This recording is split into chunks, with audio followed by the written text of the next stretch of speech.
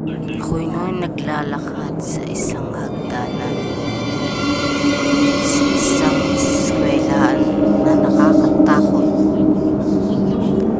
Habang ako'y naglalakad, ako'y nakaramdam ng mabigat na pakiramdam. Nung ako'y pumasok nung ako sa pintuan,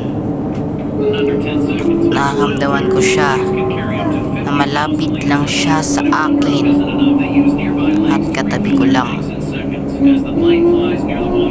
Habang ako'y nakaupo,